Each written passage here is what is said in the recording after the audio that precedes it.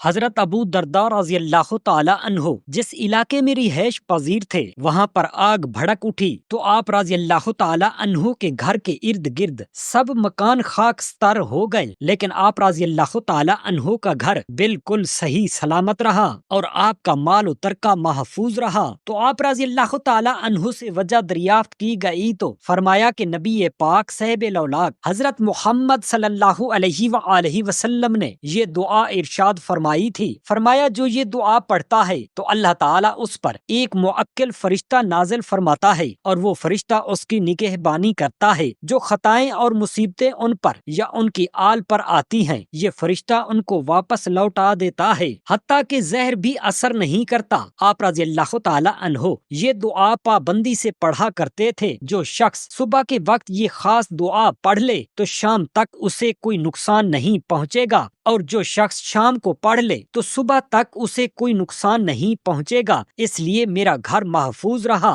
وہ دعا یہ ہے، بسم اللہ الرحمن الرحیم، السلام علیکم ورحمۃ اللہ۔ محترم ناظرین، یہ عجیب اتفاق ہے کہ معاہدہ لکھا جا چکا تھا لیکن ابھی اس پر فریقین کے دستخط نہیں ہوئے تھے کہ اچانک سہیل بن عمر کے صاحبزادے حضرت ابو جندل رضی اللہ تعالی عنہ اپنی بیڑیاں گھسیٹتے گرتے پڑتے حدیبیہ میں مسلمانوں کے درمیان آن پہنچے۔ سہیل بن عمر اپنے بیٹے کو دیکھ کر کہنے لگا کہ اے محمد صلی اللہ علیہ وآلہ وسلم، اس معاہدہ کی دستاویز پر دستخط کرنے کے لیے میری پہلی شرط یہ ہے کہ آپ ابو جندل کو میری طرف واپس لوٹائیے۔ آپ صلی اللہ علیہ وآلہ وسلم نے فرمایا کہ ابھی تو اس معاہدہ پر فریقین کے دستخط ہی نہیں ہوئے، ہمارے اور تمہارے دستخط ہو جانے کے بعد یہ معاہدہ نافذ العمل ہوگا۔ یہ سن کر سہیل بن عمر کہنے لگا پھر جائیے، میں آپ سے کوئی صلح نہیں کروں گا۔ آپ صلی اللہ علیہ وآلہ وسلم نے فرمایا کہ اچھا اے سہیل، تم اپنی طرف سے اجازت دے دو کہ میں ابو جندل کو اپنے پاس رکھ لوں۔ اس نے کہا کہ میں ہرگز کبھی اس کی اجازت نہیں دے سکتا۔ حضرت ابو جندل رضی اللہ تعالی عنہ نے جب دیکھا کہ میں پھر مکہ لوٹا دیا جاؤں گا تو انہوں نے مسلمانوں سے فریاد کی اور کہا کہ اے جماعت مسلمین، دیکھو میں مشرکین کی طرف لوٹایا جا رہا ہوں، حالانکہ میں مسلمان ہوں اور تم مسلمانوں کے پاس آ گیا ہوں۔ کفار کی مار سے ان کے بدن پر چوٹوں کے جو نشانات تھے انہوں نے ان نشانات کو دکھا دکھا کر مسلمانوں کو جوش دلایا۔ حضرت عمر رضی اللہ تعالی عنہ پر حضرت ابو جندل رضی اللہ تعالی عنہ کی تقریر سن کر ایمانی جذبہ سوار ہو گیا اور وہ دندناتے ہوئے بارگاہ رسالت میں پہنچے اور عرض کیا کہ کیا آپ سچ مچ اللہ تعالیٰ کے رسول نہیں ہیں؟ توبہ معاذ اللہ۔ ارشاد فرمایا کہ کیوں نہیں؟ انہوں نے کہا کیا ہم حق پر اور ہمارے دشمن باطل پر نہیں ہیں؟ ارشاد فرمایا کہ کیوں نہیں؟ پھر انہوں نے کہا تو پھر ہمارے دین میں ہم کو یہ ذلت کیوں دی جا رہی ہے؟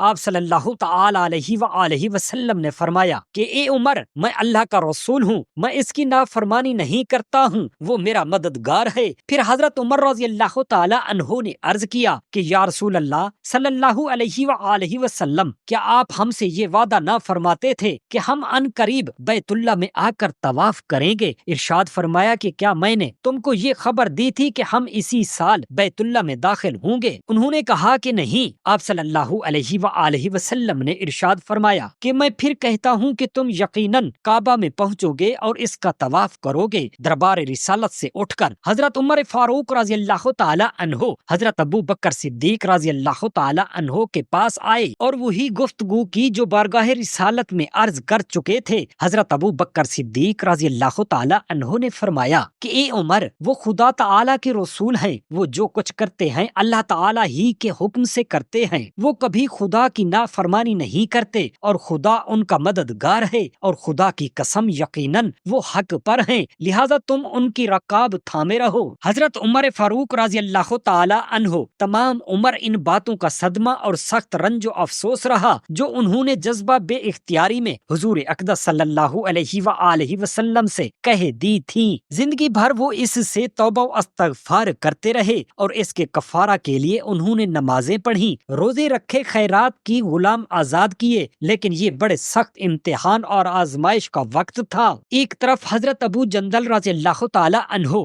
گڑ گڑا کر مسلمانوں سے فریاد کر رہے ہیں اور ہر مسلمان اس قدر جوش میں بھرا ہوا ہے کہ اگر رسول اللہ صلی اللہ علیہ وآلہ وسلم کا ادب جب مانے نہ ہوتا تو مسلمانوں کی تلواریں نیام سے باہر نکل پڑتی۔ دوسری طرف معاہدہ پر دستخط ہو چکے ہیں اور اپنے عہد کو پورا کرنے کی ذمہ داری سر پر آن پڑی ہے۔ حضور انور صلی اللہ تعالی علیہ وآلہ وسلم نے موقع کی نزاکت کا خیال فرماتے ہوئے حضرت ابو جندل رضی اللہ تعالی عنہ سے فرمایا کہ تم صبر کرو، ان قریب اللہ تعالی تمہارے لیے اور دوسرے مظلوموں کے لیے ضرور کوئی راستہ نکالے گا۔ ہم صلح کا معاہدہ کر چکے، اب ہم ان لوگوں سے بد عہدی نہیں کر سکتے۔ حضرت ابو جندل رضی اللہ تعالی عنہ کو اسی طرح پابند زنجیر پھر مکہ واپس جانا پڑا۔ جب صلح نامہ مکمل ہو گیا تو حضور نبی کریم صلی اللہ علیہ وآلہ وسلم نے صحابہ کرام رضی اللہ تعالی عنہم کو حکم دیا کہ اٹھو اور قربانی کرو اور سر منڈا کر احرام کھول دو۔ مسلمانوں کی ناگواری اور ان کے غیظ و غضب کا یہ عالم تھا کہ فرمان نبوی سن کر ایک شخص بھی نہیں اٹھا، توبہ استغفار، مگر ادب کے خیال سے کوئی ایک لفظ بول بھی نہ سکا۔ آپ صلی اللہ تعالی علیہ وآلہ وسلم نے حضرت بی بی ام سلمہ رضی اللہ تعالی عنہا سے اس بات کا تذکرہ فرمایا تو انہوں نے عرض کیا کہ میری رائے یہ ہے کہ آپ کسی سے کچھ بھی نہ کہیں اور خود آپ اپنی قربانی کر لیں اور بال بھی ترشوا لیں۔ چنانچہ آپ صلی اللہ علیہ وآلہ وسلم نے ایسا ہی کیا۔ جب صحابہ کرام رضی اللہ تعالی عنہم نے آپ صلی اللہ علیہ وآلہ وسلم کو قربانی کر کے احرام اتارتے دیکھ لیا تو پھر وہ لوگ مایوس ہو گئے کہ اب آپ صلی اللہ علیہ وآلہ وسلم اپنا فیصلہ نہیں بدل سکتے، تو سب لوگ قربانی کرنے لگے اور ایک دوسرے کے بال تراشنے لگے، مگر اس قدر رنج و غم میں بھرے ہوئے تھے کہ ایسا معلوم ہوتا تھا کہ ایک دوسرے کو قتل کر ڈالیں گے۔ اس کے بعد رسول خدا صلی اللہ علیہ وآلہ وسلم اپنے اصحاب کے ساتھ مدینہ منورہ کے لیے روانہ ہو گئے۔ صلح حدیبیہ سے فارغ ہو کر جب حضور اکرم صلی اللہ علیہ وآلہ وسلم مدینہ واپس تشریف لائے تو سب سے پہلے جو بزرگ مکہ سے ہجرت کر کے مدینہ آئے وہ حضرت ابو بصیر رضی اللہ تعالی عنہ تھے۔ کفار مکہ نے فوراً ہی 2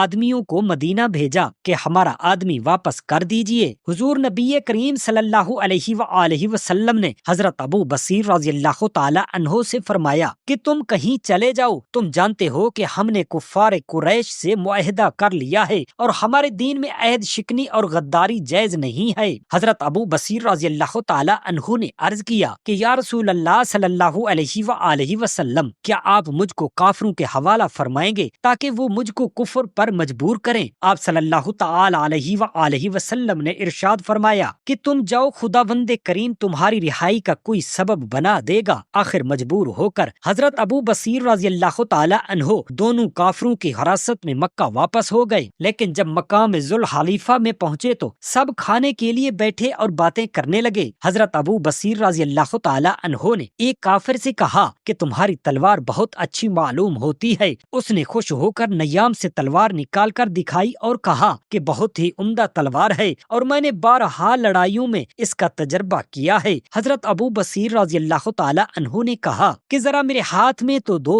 میں بھی دیکھوں کہ کیسی تلوار ہے۔ اس نے ان کے ہاتھ میں تلوار دے دی۔ انہوں نے تلوار ہاتھ میں لے کر اس زور سے تلوار ماری کہ کافر کی گردن کٹ گئی اور اس کا سر دور جا گرا۔ اس کے ساتھی نے جو یہ منظر دیکھا تو وہ سر پر پیر رکھ کر بھاگا اور سر پٹ دوڑتا ہوا مدینہ پہنچا اور مسجد نبوی میں گھس گیا۔ حضور اقدس صلی اللہ تعالی علیہ وآلہ وسلم نے اس کو دیکھتے ہی فرمایا کہ یہ شخص خوف زدہ معلوم ہوتا ہے۔ اس نے ہانپتے کانپتے ہوئے بارگاہ نبوت میں عرض کیا کہ میرے ساتھی کو ابو بصیر نے قتل کر دیا ہے اور میں بھی ضرور مارا جاؤں گا۔ اتنے میں حضرت ابو بصیر رضی اللہ تعالی عنہ بھی ننگی تلوار ہاتھ میں لیے ہوئے آن پہنچے اور عرض کیا کہ یا رسول اللہ صلی اللہ تعالی علیہ وآلہ وسلم، اللہ تعالی نے آپ کی ذمہ داری پوری کر دی، کیونکہ صلح نامہ کی شرط کے باموجب آپ نے تو مجھ کو واپس کر دیا۔ اب یہ اللہ تعالی کی مہربانی ہے کہ اس نے مجھ کو ان کافروں سے نجات دے دی۔ حضور اکرم صلی اللہ علیہ وآلہ وسلم کو اس واقعہ سے بڑا رنج پہنچا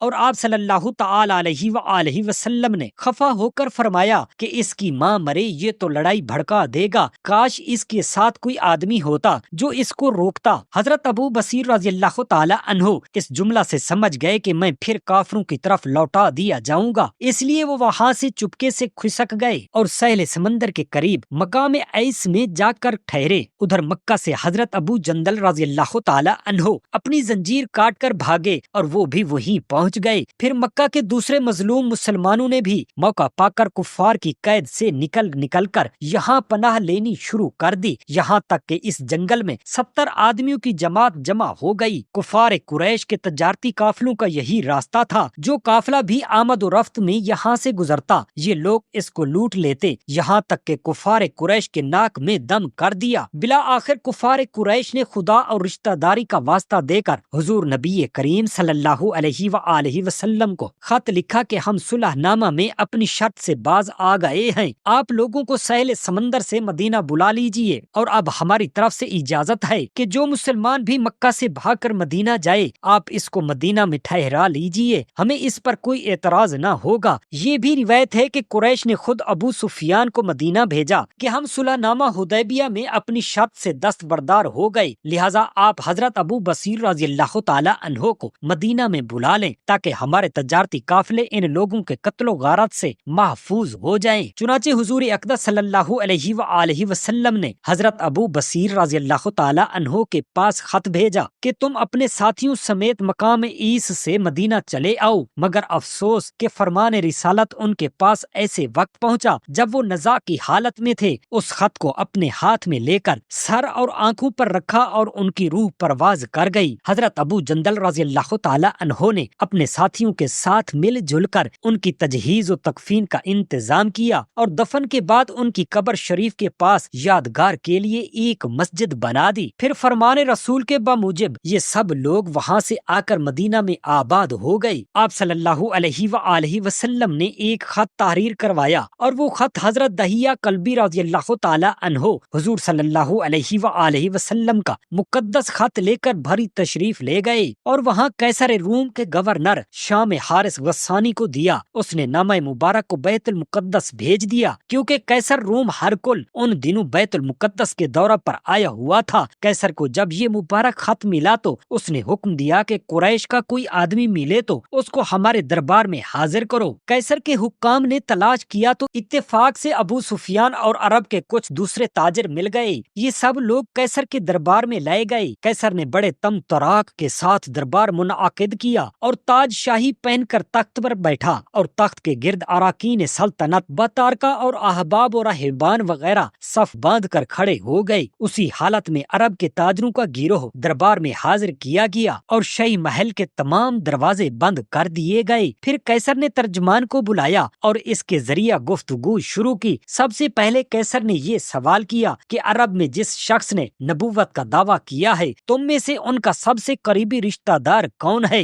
ابو سفیان نے کہا کہ میں۔ قیصر نے ان کو سب سے آگے کیا اور دوسرے عربوں کو ان کے پیچھے کھڑا کیا اور کہا کہ دیکھو اگر ابو سفیان کوئی غلط بات کہے تو تم لوگ اس کا جھوٹ ظاہر کر دینا۔ پھر قیصر اور ابو سفیان میں جو مکالمہ ہوا وہ یہ ہے۔ قیصر نے کہا مدعی نبوت کا خاندان کیسا ہے؟ ابو سفیان نے کہا ان کا خاندان بہت شریف ہے۔ قیصر نے کہا کیا اس خاندان میں ان سے پہلے بھی کسی نے نبوت کا دعویٰ کیا تھا؟ ابو سفیان نے کہا نہیں۔ قیصر نے کہا کیا ان کے باپ داداؤں میں کوئی بادشاہ تھا؟ ابو سفیان نے کہا نہیں۔ قیصر نے کہا جن لوگوں نے ان کا دین قبول کیا ہے وہ کمزور لوگ ہیں یا صاحب اثر؟ ابو سفیان نے کہا کمزور لوگ ہیں۔ قیصر نے کہا ان کے متبعین بڑھ رہی ہیں یا گھٹتے جا رہے ہیں؟ ابو سفیان نے کہا بڑھتے جا رہے ہیں۔ قیصر نے کہا کیا کوئی ان کے دین میں داخل ہو کر پھر اس دین کو ناپسند کر کے پلٹ بھی جاتا ہے؟ ابو سفیان نے کہا نہیں۔ قیصر نے کہا کیا نبوت کا دعویٰ کرنے سے پہلے تم لوگ انہیں جھوٹا سمجھتے تھے؟ ابو سفیان نے کہا نہیں۔ قیصر نے کہا کیا وہ کبھی عہد شکنی اور وعدہ خلافی بھی کرتے ہیں؟ ابو سفیان نے کہا ابھی تک تو نوبت نہیں آئی۔ قیصر نے کہا کیا کبھی تم لوگوں نے ان سے جنگ بھی کی؟ ابو سفیان نے کہا ہاں۔ قیصر نے کہا جنگ کا نتیجہ کیا رہا؟ ابو سفیان نے کہا کبھی ہم جیتے کبھی وہ۔ قیصر نے کہا وہ تمہیں کن باتوں کا حکم دیتے ہیں؟ ابو سفیان نے کہا وہ کہتے ہیں کہ صرف ایک خدا کی عبادت کرو، کسی اور کو خدا کا شریک نہ ٹھہراؤ، بتوں کو چھوڑو، نماز پڑھو، سچ بولو، پاک دامنی اختیار کرو، رشتہ داروں کے ساتھ نیک سلوک کرو۔ اس سوال و جواب کے بعد قیصر نے کہا کہ تم نے ان کو خاندانی شریف بتایا اور تمام پیغمبروں کا یہی حال ہے کہ ہمیشہ پیغمبر اچھے خاندانوں ہی میں پیدا ہوتے ہیں۔ تم نے کہا کہ ان کے خاندان میں کبھی کسی اور نے نبوت کا دعویٰ نہیں کیا، اگر ایسا ہوتا تو میں کہہ دیتا کہ یہ شخص اوروں کی نقل اتار رہا ہے۔ تم نے اقرار کیا کہ ان کے خاندان ہندوستان میں کبھی بھی کوئی بادشاہ نہیں ہوا ہے۔ اگر یہ بات ہوتی تو میں سمجھ لیتا کہ یہ شخص اپنے آباؤ اجداد کے بادشاہی کا طلبگار ہے۔ تم مانتے ہو کہ نبوت کا دعویٰ کرنے سے پہلے وہ کبھی کوئی جھوٹ نہیں بولے، تو جو شخص انسانوں سے جھوٹ نہیں بولتا بھلا وہ خدا پر کیوں کر جھوٹ باندھ سکتا ہے؟ تم کہتے ہو کہ کمزور لوگوں نے ان کے دین کو قبول کیا ہے، تو سن لو، ہمیشہ ابتدا میں پیغمبروں کے متبعین مفلس اور کمزور ہی لوگ ہوتے رہے ہیں۔ تم نے یہ تسلیم کیا کہ ان کی پیروی کرنے والے بڑھتے ہی جا رہے ہیں، تو ایمان کا معاملہ ہمیشہ ایسا ہی رہا ہے کہ اس کے ماننے والوں کی تعداد ہمیشہ بڑھتی ہی جاتی ہے۔ تم کو یہ تسلیم ہے کہ کوئی ان کے دین سے پھر کر مرتد نہیں ہو رہا ہے، تو تمہیں معلوم ہونا چاہیے کہ ایمان کی شان ایسی ہی ہوا کرتی ہے کہ جب اس کی لذت کسی کے دل میں گھر کر لیتی ہے تو پھر وہ کبھی نکل نہیں سکتی۔ تمہیں اس کا اعتراف ہے کہ انہوں نے کبھی کوئی غداری اور بدعہدی نہیں کی ہے، تو رسولوں کا یہی حال ہوتا ہے کہ وہ کبھی کوئی دغا فریب کا کام کرتے ہی نہیں۔ تم نے ہمیں بتایا کہ وہ خدائے واحد کی عبادت کرتے ہیں، شرک سے پرہیز، بت پرستی سے ممانعت، پاک دامنی، صلہ رحمی کا حکم دیتے ہیں۔ تو سن لو کہ تم نے جو کچھ کہا ہے اگر یہ صحیح ہے تو وہ ان قریب اس جگہ کے مالک ہو جائیں گے جہاں اس وقت میرے قدم ہیں، اور میں جانتا ہوں کہ ایک رسول کا ظہور ہونے والا ہے، مگر میرا یہ گمان نہیں تھا کہ وہ رسول تم عربوں میں سے ہوگا۔ اگر میں یہ جان لیتا کہ میں ان کی بارگاہ میں پہنچ سکوں گا تو میں تکلیف اٹھا کر وہاں تک پہنچتا، اور اگر میں ان کے پاس ہوتا تو میں ان کے پاؤں دھوتا۔ سبحان اللہ۔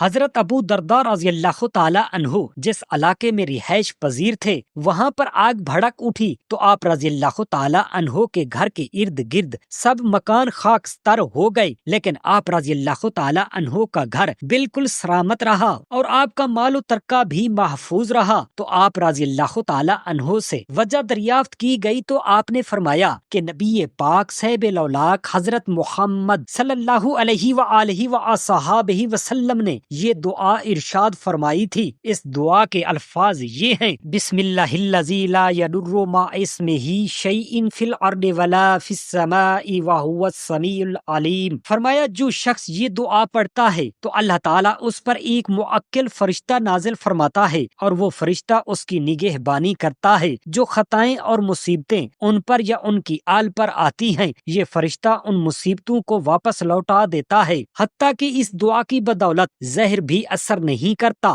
آپ رضی اللہ تعالی عنہ نے اس دن سے یہ دعا پابندی سے پڑھا کرتے تھے۔ جو شخص صبح کے وقت یہ خاص دعا پڑھ لے تو شام تک اسے کوئی نقصان نہیں ہوگا، اور جو شخص شام کو پڑھ لے تو صبح تک اسے کوئی نقصان نہیں پہنچے گا، اس لیے میرا گھر محفوظ رہا۔ اللہ رب العالمین ہم تمام مسلمان بہن بھائیوں کو اور ہماری اولادوں کو اپنے حفظ و امان میں رکھے، آمین یا رب العالمین۔ جزاک اللہ خیرا کثیرا۔